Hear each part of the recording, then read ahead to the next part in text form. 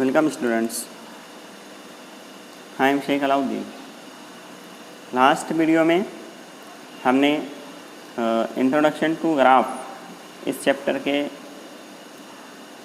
Under में कुछ definitions and कुछ इम्पोर्टेंट पॉइंट्स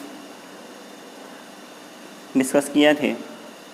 नाउ इस वीडियो में हम सबसे पहला पॉइंट हमारा है डायग्रामेटिक रिप्रेजेंटेशन ऑफ ग्राफ। इस पॉइंट को समझते हुए आपके ग्राफ के बहुत सारे कंसेप्ट क्लियर हो जाएंगे। So let's start. जैसा कि आप जानते हैं कि कोई भी चीज़ करने के लिए कुछ इसेंशियल एलिमेंट्स की ज़रूरत होती है, तो इसीलिए इसी तरह ग्राफ ड्रॉ करने के लिए भी कुछ इसेंशियल कंडीशंस एंड एलिमेंट्स ज़रूरी है, वो हमें याद रखने होंगे। सो जैसा कि आप देख सकते हैं यहाँ पर मैं एक ग्राफ ऑलरेडी ड्रॉ कर रखा हूँ। तो इसमें आपको कुछ सर्कल्स, कुछ लाइंस, कुछ कर्व्ड लाइंस इस तरीके से नज़र आ रही होंगी। सो जब भी आप ग्राफ ड्रॉ करेंगे तो सबसे ज़रूरी चीज़ें दो हैं, एक है वर्टेक्स और एक है एज। जैसा कि हम जानते हैं कि डेफिनेशन ऑफ ग्राफ जी, इसमें ये ग्राफ दो सेट के ऊपर मुनहसिर होती हैं, एक है वर्टेक्स सेट, एक है एज सेट। वर्टेक्स सेट, जब भी वर्टेक्स सेट के एलिमेंट्स को हम ड्रॉ करेंगे तो हम या तो एक होलो सर्कल लेंगे या एक सॉलिड सर्कल लेंगे। ये दोनों तरीके से हम वर्टेक्स को ड्रॉ कर सकते हैं। इसी तरीके से इसके नेमिंग, इसका हम जब नाम देंगे तो हम कोई भी अल्फ़ाबेट यूज़ कर सकते हैं, but it should be in small letter. Suppose मैं B1, B2, B3 and so on इस तरीके से दे सकता हूँ। फिगर में आप देख सकते हैं मैं क्या दिया हूँ, A, B, C, D etcetera. इस तरीके से आप कुछ भी नाम दे सकते हैं। नाउ नेक्स्ट आता है edge. Edge set, edge set में आप एज ड्रॉ करेंगे। एज ड्रॉ करते वक्त आप या तो स्ट्रेट लाइन का यूज़ करेंगे या फिर कर्व्ड लाइन का यूज़ करेंगे। इसी तरीके से इसके नेमिंग में आप जिस तरीके से मैं दिया हूँ E1, E2, E3, E4 and so on, या U1, U2, U3 and so on.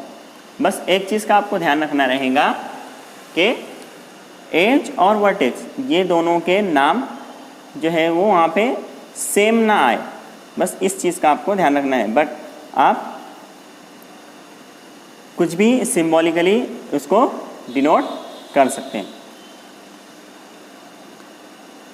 ये हो गया graphical representation, diagrammatic representation of graph. और एक तरीका है ग्राफ को रिप्रेजेंट करने का सेट के फॉर्म में। जैसा कि आप जानते हैं कि अगर हम एक एज ड्रॉ करेंगे तो हमें वहाँ पर दो वर्टेक्स मिलेंगे, ठीक है, और यही इसके एंड वर्टाइसेस कहलाते हैं। सपोज मैं इस एज को नाम देता हूँ E1 और इसके वर्टेक्स के नाम है A और B, एंड वर्टाइसेस। सो मैं क्या करूँगा, इन एंड वर्टाइसेस को एक ऑर्डर पेयर बना लूँगा इस तरीके से A, B। अगर कोई दूसरा एज है E2, इसके नाम है C और D, इसकी एक ऑर्डर पेयर बना लूँगा C एंड D। जब मैं ये दोनों एजेस को ज्वाइन करूँगा तो एक ग्राफ फॉर्म होगा, ठीक है। इसी तरीके से मैं ये इन दोनों ऑर्डर पेयर को एक सेट के फॉर्म में लिख दूँ तो ये मेरा एक ग्राफ का रिप्रेजेंटेशन हो जाएगा। आइए देखते हैं कि ये मैं जो ग्राफ ड्रॉ किया हूँ इसका सेट के फॉर्म में रिप्रेजेंटेशन कैसा होगा। सो हमको एज वाइज जाना है। एज वाइज जाना है मीन्स क्या, पहले E1 लेंगे, फिर E2 लेंगे, फिर E3 लेंगे। Okay, so as you know के हम सेट को कर्ली ब्रैकेट में लिखते हैं। सबसे पहले E1 के एंड वर्टाइसेस क्या है, A और B, सो A B। उसी तरह E2 के B C, उसी तरह E3 के D F, E4 D A, E5 D F, उसी तरीके से E6 A G and E7 G F and E8 D G। ये एक रिप्रेजेंटेशन है, इस तरीके से भी आप ग्राफ को रिप्रेजेंट कर सकते हैं इनके एज की लिस्ट बनाकर with the order pair of and vertices. ठीक है, नाउ इसके बाद कुछ इंपॉर्टेंट टर्मिनोलॉजीज है वो आपको ध्यान में रखनी होंगी। यहाँ पे जैसे आपको दिख रहा होगा एज E1, ये A और B इसके एंड वर्टाइसेस हैं। सो E1 को हम क्या बोलेंगे, E1 is incident on AB, E1 is incident on AB। उसी तरीके से vice versa AB is incident on E1, edge E1 जो है वो एंड वर्टाइसेस AB के ऊपर इंसिडेंट है और and vertices AB is incident on E1। इसी तरीके से और एक टर्मिनोलॉजी एडजेसेंट। एडजेसेंट वर्टाइसेस किसे बोलेंगे, अभी E1 के एंड वर्टाइसेस क्या है, A B, तो यही इसके एडजेसेंट वर्टाइसेस होंगे। ये हो गया एडजेसेंट वर्टाइसेस। एडजेसेंट एजेस किसे बोलेंगे, the edges which have one vertex common. अगर कोई एज है EI एंड EJ, ये दो एज है। अब ये दोनों एज हम एडजेसेंट कब बोलेंगे, जब ये दोनों के बीच में कोई VI वर्टेक्स VI कॉमन रहेगा। यहाँ पर दिख रहा है कि आपको adjacent edges, yes, E6 and E8, E6 and E8 are adjacent edges because G is common in both as.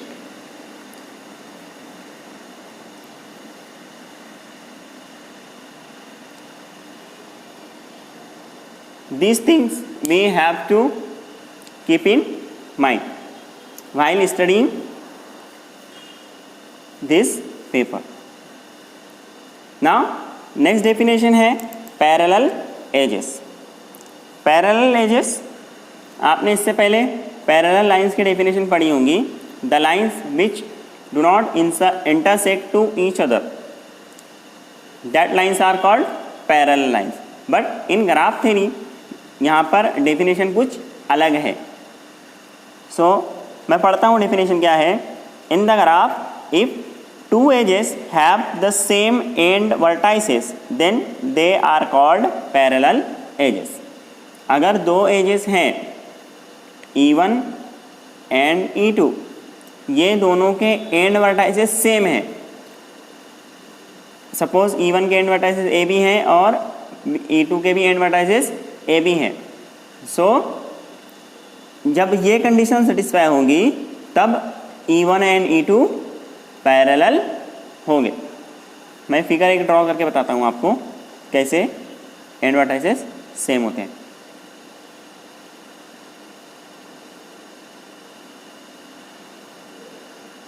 यहाँ पे नाम देता हूँ A B C, यहाँ पे E1 E2 E3 and E4. Now by the definition E3 and E4 are parallel edges because they have same end vertices. Okay, E3 के and vertices क्या है? B एंड C है। उसी तरह E4 के and vertices क्या है? B और C है। Therefore E3 and E4 are parallel edges. Now again एक और फिगर हम ड्रॉ करके देखते हैं, उसमें हम पैरेलल एजेस को फाइंड करेंगे।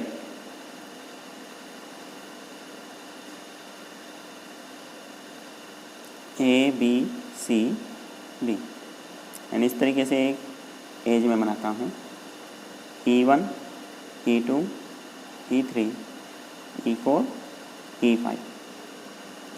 नाउ अभी आपको फिगर में ग्राफ में जो ड्रॉ किया हूँ उसके अंदर आपको दिख रहा होगा कि E1 और E2 ये पैरेलल है, but in graph theory E2 and E3 are parallel because they have same end vertices.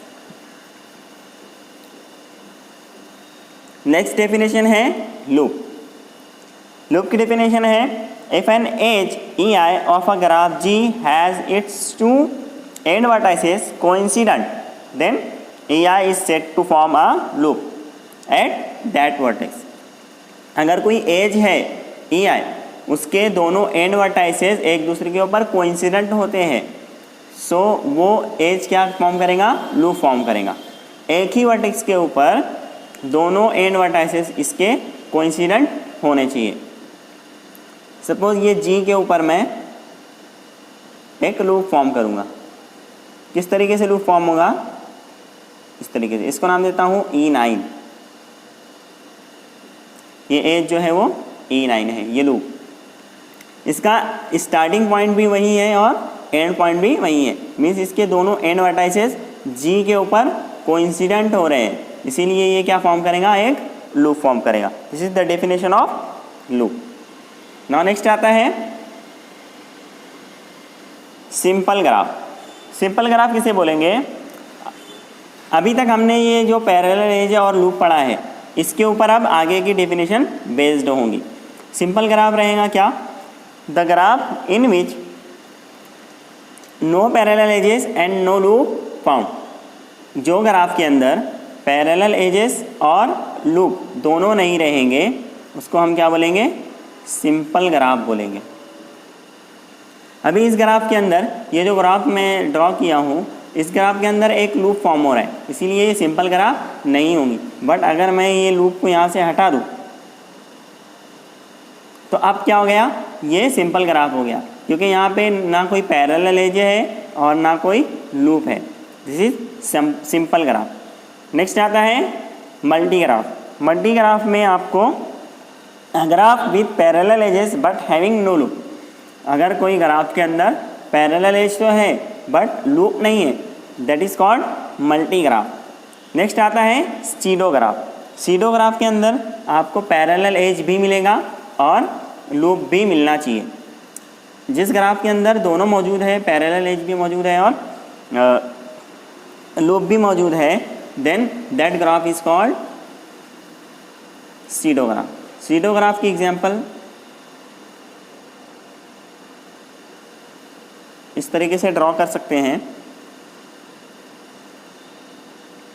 This is the pseudo graph because यहाँ पर आपको एक लूप दिख रहा है और यहाँ पे आपको एक पैरेलल एज की पेयर दिख रही है। ठीक है। नाउ नेक्स्ट आता है degree of vertex. Degree of vertex किसको बोलेंगे? अगर कोई वर्टेक्स है, इसके ऊपर जितने भी एजेस इंसिडेंट होंगे वो उस वर्टेक्स की डिग्री होंगी। सिंपल डेफिनेशन है। एक वर्टेक्स है V1, ठीक है, एक वर्टेक्स है V1। V1 के ऊपर यहाँ पर 1 2 3 4 वर्टेक्स इंसिडेंट हो रहे हैं, तो V1 की डिग्री क्या होंगी? 4 होंगी। और हम इसे लिखते कैसे हैं? D of V1 is equal to 4। Clear? Degree हम यहाँ इस तरीके से लिखेंगे, डिग्री ऑफ V1 इज 4। अभी जिस तरीके से ये ग्राफ ड्रॉ हुई है, यहाँ पर हम चेक करते हैं कि डिग्री क्या होंगी। तो डिग्री ऑफ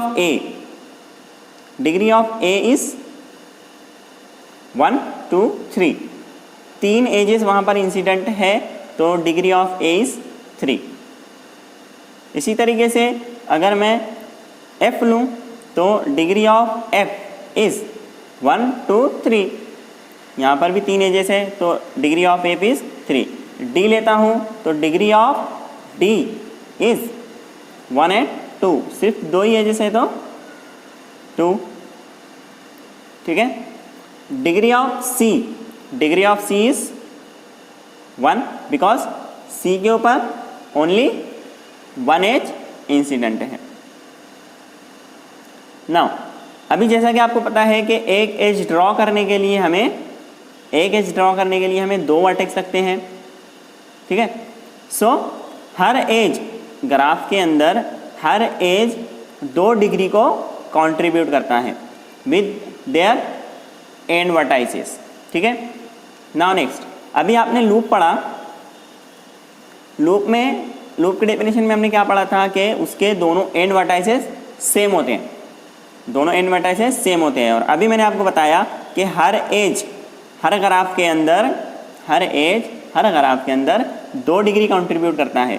तो अगर मैं एक लूप फॉर्म करूँ सो यहाँ पर क्या होगा कि इसका फर्स्ट स्टार्टिंग पॉइंट भी सेम है, एंड पॉइंट भी सेम है, तो यहाँ पर लूप में आपको 2 डिग्री काउंट करना रहेगा। जब भी आप लूप के अगर किसी वर्टेक्स के ऊपर लूप है और आप उसकी डिग्री काउंट कर रहे हैं तो लूप की जगह पे आपको 2 डिग्री काउंट करना रहेगा, ठीक है। सपोज यहाँ पर मैं एक लूप फॉर्म करूँ जी के ऊपर एंड नाउ अब जी की मैं डिग्री निकालूँ तो मुझे कितनी मिलेंगी 1 2 3, ये तो सिंपल एजेस हैं 1 2 3 एंड यहाँ पर एक लूप है तो ये लूप को मैं 2 काउंट करूँगा तो 1 2 3 4 5, then degree of G is 5। This is the degree of vertex. ये थी कुछ important definitions and diagrammatic representation of graph. Next video में हम ग्राफ का एप्लीकेशन देखेंगे, applications of graph. So see you in next video.